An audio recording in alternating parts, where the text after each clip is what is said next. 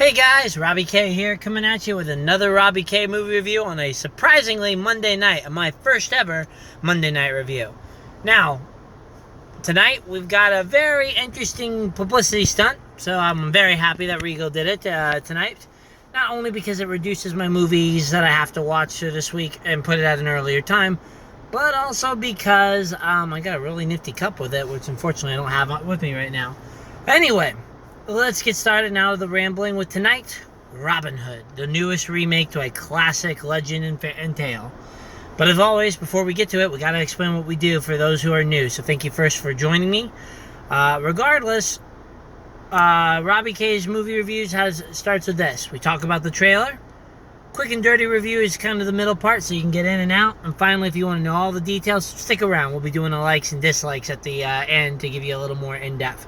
But anyways, let's get started as we start with, again, Robin Hood, starring Taylor Edgerton and Jamie Foxx. Now, the trailer, if you haven't guessed, is about another origin story of Robin Hood as it attempts to reboot the legend for the modern-day audience again. After Russell Crowe's version didn't quite do so well, this one is hoping to bring some new age and popular faces to the mix, so that way we can hopefully get a new series that will potentially bring a 2 to 3 additional movie contract. And as Mary is kind of driving off in the distance behind me, bye Mary, we kind of go in there with expectations of hopefully some action, maybe a little comedy, and of course that dark, gritty feeling that Lionsgate loves to put in their films. But what's in store? That's where we come in. Alright, so here's where we go with it. First of all, in terms of overall, you've seen the reviews, maybe seen the pre-reviews, maybe looked at the trailers and thought, doesn't look too good. The answer is, it's okay. The movie has that flair and kind of flash bang in the pot with special effects that make it worth the movie theater in that regards. You know, decent, semi-decent action scenes, good costumes, and a phenomenal kind of brotherhood between Jamie Foxx and Taylor Edgerton make for an interesting relationship and a new twist on things that's sort of taking bits and pieces of other Robin Hoods and jamming them together. Now, the organization and kind of the delivery of everything, it's okay. I can definitely say that I did enjoy some bouts of it, and others not so much. A lot of political talk, and definitely a different twist that feels a little more realistic than what we've seen in the past, but maybe not to the good point because it's not as action-packed as you're thinking from the special effects trailer. Now, doesn't mean I hated it, but it also means it's not quite the stellar film I think they wanted to. And I'm hoping that Monday night will bring in enough of its revenue because with some of the hard hitters coming, it's probably going to suffer. Nevertheless, worth a trip to the theater. Overall, I'd say no. The special effects will be definitely the selling point of it, as well as the two actors, to which people are very, very fond of. But if you want a little more into those details, stick around for the part 2. But until then, here's my scores. Fantasy, adventure, probably drama, maybe action if that's put in there. It's probably about a 6.5 for me. Movie overall, we're probably looking about a 5 on my scale, with 4.5 probably being the lowest, 5.5 being the highest. So again, kind of choose your poison, but there's a couple of other movies this week that I think will probably be better for a trip to the theater. But, as always, thank you very much for showing up. If this is where you leave me, thank you. Please like, share, leave comments on how I can make this better, because I really want to make this something that people will use and hopefully enjoy a little more into the depth without it being a 30-minute production, kind of the quick and dirty review. If you want a little more detail, stick around because here we go. As you know from my reviews, we start with the likes, and nevertheless, I think the first thing is that it's Taylor Edgerton and Jamie Foxx. Probably the solid relationship in acting, and probably the sole reason many people will come. Edgerton's role is maybe not quite as epic as some other people that have played the thing in the past. Errol Flynn, Russell Crowe to an extent, and of course the famous Morgan Freeman version with the Kevin Costner. You know, they've really kind of nailed the epic portrayal of it. And this one's not saying it's not epic, but Taylor did a nice job bringing kind of his Kingsman spin to it, minus the class and poise and raunchiness, but still bringing kind of that hard edge that's still a bit lighthearted at times. And Jamie Foxx as kind of the new Arabian guidekeeper. Well, if you like a Jamie Foxx role where he plays a tough teacher, you've already seen it. And it's great because it works very well, this camaraderie. It brings a little more stunts to the mix, and I guess that brings it is I do have to appreciate the special effects and kind of the flair with the arrows. It's using that technology that Lionsgate loves to abuse, of things flying at you and having, of course, the realistic portrayal, but maybe not having quite the full sheen and effect to buffer things. Nevertheless, I did enjoy seeing that component because it added some action flair to it, though it was a bit overused at times. Now, if that's, again, not necessarily what you're going for, the rest of the people in it, they do a decent acting, and I think that it's got a certain medieval flair that will definitely be the source of kind of Halloween costumes. So I'm going to give props to kind of the costume department for making fashionable medieval wear that I think kind of added a little character to people in some way or form.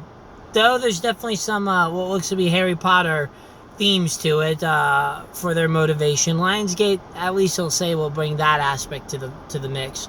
If you want a more realistic Robin Hood, I'll give it that. I'm not saying it's super realistic, but it's defied a couple of other things to the point, and the stunts, whether they were actually done or computer generated, they are pretty dang good. And as a result,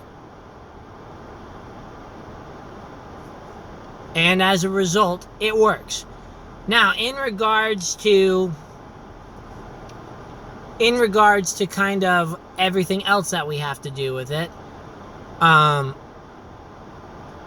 the next thing is that we got to go to kind of the dislikes, because I'm pretty much out of likes for this movie. And that starts off with the action doesn't quite deliver all the way. Now, again, stunts are good, arrow techniques are fine. There's a certain appeal and twist to it. But I have to agree with my friend Austin's mom, is that some of these things were a bit rushed. The stunts are really cool, but they're overplayed. The battles are not that suspenseful because they're over like that. And even the final battle that was supposed to be this climactic kind of end game that we've seen in these movies really was a little diluted and kind of lacking the luster. So, you know, it's fine, but it definitely doesn't do what I think the trailers were trying to do. And Lionsgate, unfortunately, usually has the knack for dropping the ball on it for kind of flashy things. But hey, they make a lot of movies and they usually use it on a more finite budget. So it works for the budget component, but still not my favorite. I can say that some of the bad guys and the bloated characters that they did of the clergymen that are all surrounding it, they look fine. They look like pompous guys, but they really just don't have much bite or development to it. And I wasn't that impressed with it because I just felt that most of them weren't integrated. Even the Sheriff of Nottingham still quite doesn't have the same regality and devious deadliness that we've seen in other versions. Heck, even the wolf from the Disney version had a little more character than what the director, I think, chose for this. I think the actor did a great job taking the character where it was. I just don't think that it was a good direction, in my opinion, for me. I have to agree that the ending is a little rushed, incomplete, and just very cut and dried to the point. At about 2 hours, I can't blame them because they were really trying to mop up their game, but the ending just didn't quite have it, and it's obviously an attempt to hopefully make the second film come in, though the final shot is almost pointless given when you see it, but I'm not going to say anything due to spoilers. I think Jamie Foxx's character probably could have been utilized a little better in terms of it. I love how they did the Morgan Freeman character back in the 90s, where he was integrated, he fought, but he had strategy. This one, yeah, he kind of does it, but I think it's just semi-underwhelming given that Jamie Foxx has made some incredible roles, even doing very well in Annie to make a character of a movie that met mixed reviews. In terms of probably my biggest dislike, there are times where that movie is slow. There's a lot of talk. It's a lot of politics and trying to sneak into the layers of the mix. And as a result, it's very bloated dialogue, very, very dragged on conversation. Probably how I'm sounding right now. And it's okay, but it's just not what you want in a Robin Hood film. So it doesn't get bonus points or kudos points for me in terms of that, but it feels and drags at times, and when you have those kind of chopped up bits, which is alike, that the action is there in sequence to keep things as exciting as possible. With it, when you don't have the big finish, all of this talk just really doesn't keep you as engaged in the film, especially if you're checking it out at night. So let's kind of wrap this up because I'm tired, and I think I've hit most of it. With a written review to follow. Robin Hood has got its ups and downs. The series is okay. You got some versions that are going to be immortalized, and others that many will choose to forget. This movie's probably going to lie in between, with most wanting to forget it. And it's not, again, that it's a bad movie. I just don't think it delivers on what the trailer promises. Acting-wise is fine. As many of my friends have said, they're probably going to ogle the costumes / the guys in the costumes. And I think that's fair game in this one. But don't expect kind of the most complete adventure.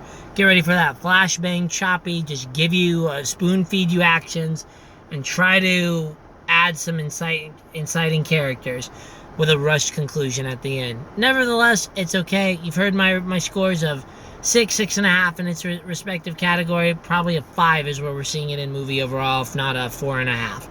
So that's it. You'll hear me tomorrow because I've got Wreck-It Ralph or Ralph Breaks the Internet. And as such, we're going to have some fun with that one, I feel. So until then, guys, thank you very much for checking in. Robbie K signing out until tomorrow. Bye.